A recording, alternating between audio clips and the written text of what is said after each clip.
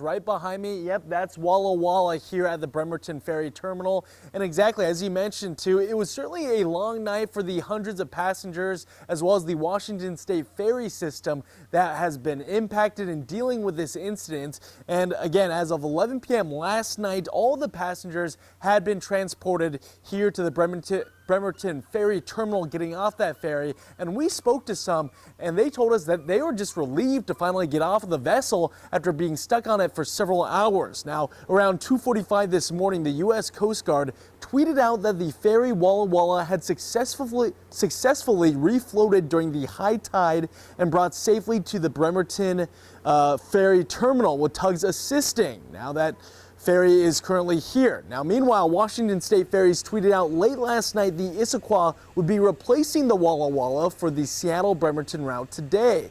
Now, this all started just before 5 yesterday evening.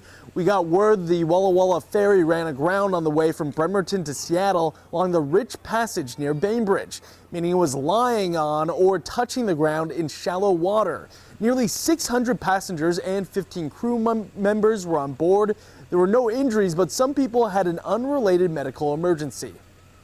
We were on the ferry, we were in the car deck on the bottom, so we kind of just like saw a house in front of the ferry where it's not supposed to be.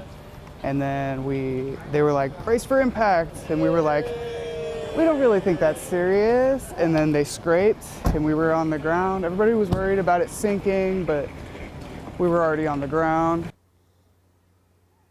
And again, the ferry system says the ferry's generator system failed, but they will be doing their own official investigation into the cause. The Walla Walla was originally built in 1973 and rebuilt in 2003 in a main form of transportation for people that live here. And again, passengers did have to leave their vehicles on the Walla Walla overnight. They're allowed to retrieve their vehicles later this morning around 9 o'clock. And also, we just spoke with staff here at the ferry terminal. They said the next ferry to Seattle will be at 8:45 this morning. But for now, live in Bremerton, Brady Wakayama, King 5 News. All right, as you said, Brady, a long evening and now probably a long day just to get things back on track for the ferry system.